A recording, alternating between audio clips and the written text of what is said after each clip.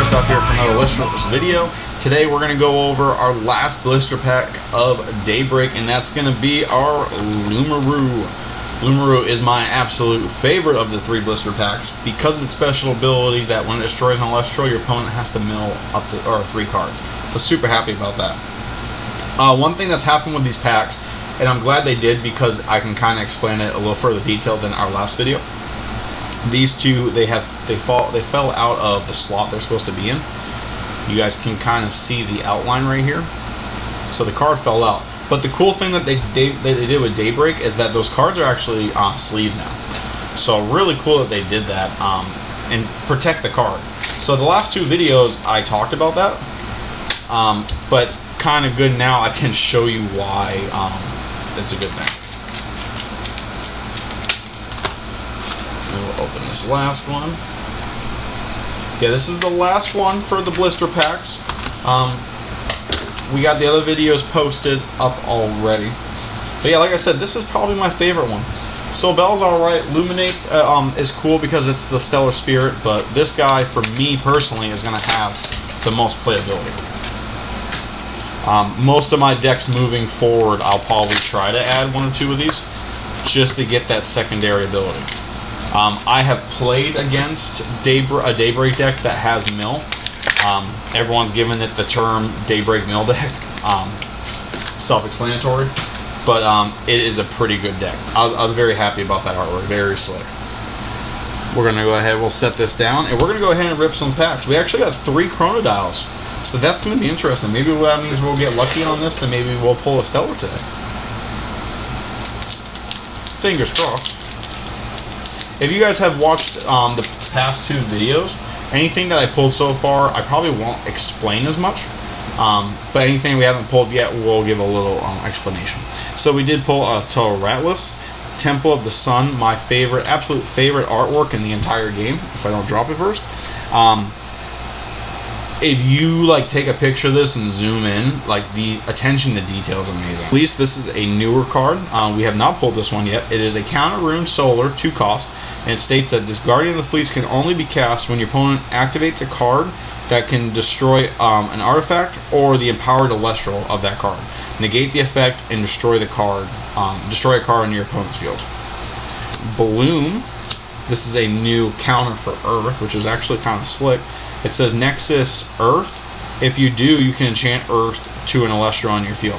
So there's a couple ways this works out pretty good. Number 1, if you have Folio Forest out and then you play this, as long as Folio Forest isn't destroyed, doing that Nexus of Earth onto, say, an Elestral that's being attacked, that'll give it +1 attack and defense. But also enchant it to your field. So if you use both of those on the same Elestral, then they're going to get +2 attack and defense. And it's really going to help you out. This also pairs really well, number 1, with Clovey that's on the card, because every time it receives a spirit, you draw a card, I believe. So that works out. You can do that twice. But also there's a new card called Mudlet. It's a 3/3, and it states that when it receives an Earth Spirit, you can change the battle position in the Elestral on the field. So play this onto your Mudlet, Nexus onto Mudlet, change your opponent's battle position. And it could protect you for a turn. Don't Poke the Bear. This is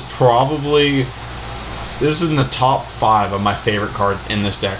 Not only is the artwork awesome, I love the artwork. You can barely make out behind it on here, but you have a bear hiding behind. This is Mama Bear. This is Majursa. So it's telling everyone else back up away from my kids. So this is a Fire Counter Rune. This is specifically for bear decks. So don't think you're just adding this to any old deck. But Don't Poke the Bear can only be cast during the battle phase. Target a bear Elestral and give it +4 attack and +4 defense until the end of the turn.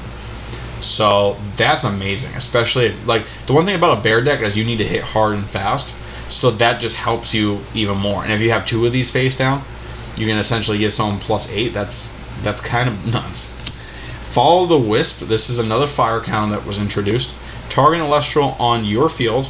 Your other Elestrals cannot be attacked this turn as long as that Elestral is enchanted. So cool thing about this is that it does not say fire, first of all, so you can use this on whatever. But say you have a super strong Elestral out in a couple weakers and they're trying to hit those small ones, play Follow the Wisp, they're not attacking all this turn.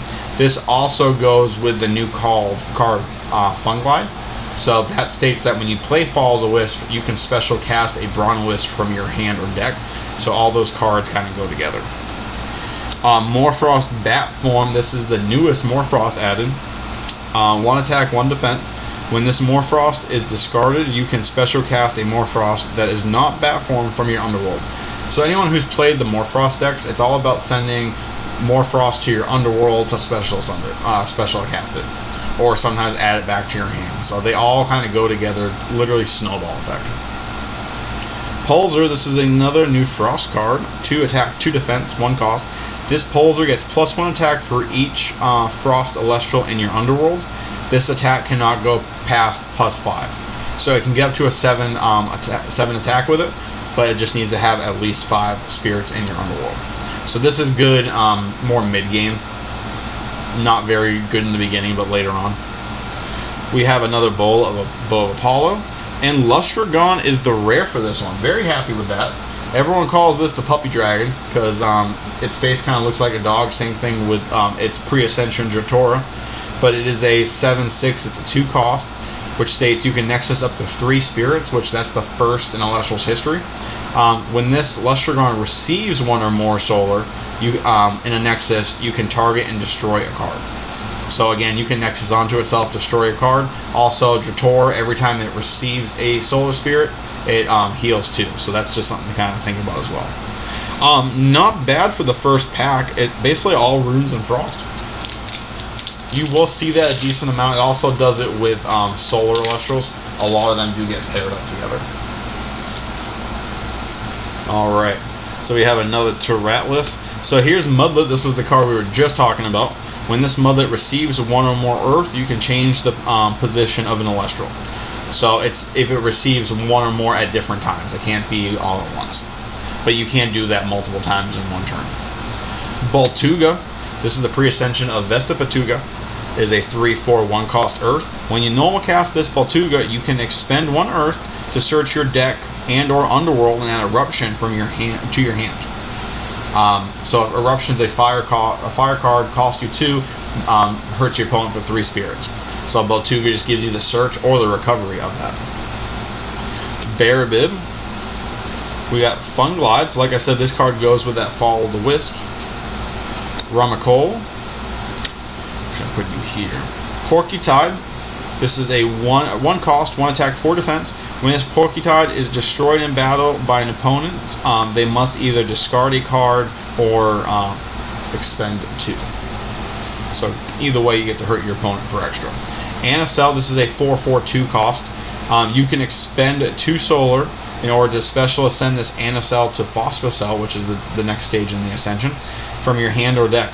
When you cast a rune with solar, you can enchant Thunder from your Underworld to this Anacell.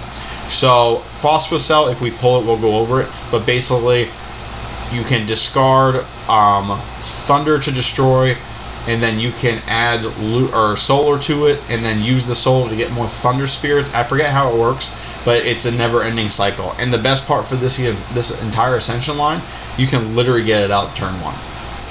The full Ascension line. Fulgaris, this is the Nexus of the Fire Elestral Valkyries. 2/3 1 cost Thunder. This Valkyries gets +2 attack for each Thunder enchanted rune on the field. And Apollo is the rare. So there's actually 2 Apollos you can pull. There's this one, and there's also a full art. So Apollo is the divine for solar. This is our chosen god. And it states that when you cast this Apollo, which costs you 1, you can add up to 3 more to it. You can disenchant solar from this Apollo in order to foretell 3, and then add 1 solar Elestral found this way to your hand.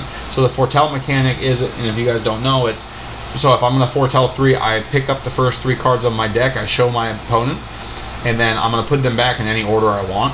But with Apollo, you can actually pull the Elestral. So again, say you draw that first turn, in the beginning of your turn, you don't have an Elestral, you can play Apollo to try to search for an Elestral. So instead of an expansion to draw and hoping you get something, at least with Apollo, you're going to know exactly what's coming. So last pack we have ourselves Vipyro, Guardian of the Fleece, another Bloom, Don't Poke the Bear, and Follow the Wisp. Those cards usually do come together, sadly. Dratora, so this is a new solar. This is Nexus 1 solar. When you do, you can return up to 2 solar from your underworld to your hand. So I was wrong about that. It is not a receive effect. But the cool thing is with Lustragon and Dratora, you can go ahead and play Dratora Nexus onto Lustragon. So it's going to receive, use its receive effect to destroy. And then if you have an extra spirit, say with Apollo, you can use Lustragon to Nexus one from Apollo onto Lustragon to destroy another card. There's another Bow of Apollo. First Light lets you search, so I can actually search for Lustragon or Dratora, whichever one I want. Poison Tunic, and the rare is going to be Coastalith. So they did add more of the liths. This is something new they started doing. Each element has its own. So this one states it is well, first of all, it's a 2 attack, 8 defense, so really good. If you're going to play Galaxy with it, it's going to give you an 8 attack. This Coastalith can be normal cast with 2 water spirits if your opponent has at least 2 Elestrals in defense position. So if you're on the attack and your opponent's just defending, you can go ahead and get a heavy hitter out. When you cast this Coastalith, you can special cast a 1-cost water Elestral from your hand. So I bring out Galaxy again. Go ahead, summon Coastalith into attack mode, and then special cast Galaxy. It switches the attack and defense of water enchanted Elestrals, so then you're going to have an 8 attack. Very good card. But that is all I got for you guys today. I'm very happy with this set. My first 3 packs, I only got 1 holo. My second 3, I got no holos. So to round it out, this was really good. Me personally, I cannot wait for my new solar deck. I got to figure out how I'm going to play it, but this is going to be very interesting for gameplay. If you guys are new, please go ahead, subscribe to the channel, comment down below, and like this video. Comment your favorite card that we pulled so far. I'm not going to pick Lumaroo because technically we didn't pull that card. So if anything, I'm going to say probably Coastalith. I am a water caster. I am a Cancer. So one thing I do like about this is it's a 2-cost that you can get off the board really quickly. So say also that pairs well with Tsunami. Say your opponent's going to attack you. You play Tsunami, turn their cards to the defense. Then next turn I can get this either a heavy hitter out if I have Galaxy with it, or I can get set up a really strong defense. But that's all I got for you guys today. My name is Stellar Kristoff. I hope you guys all have a stellar day. We'll see you next time.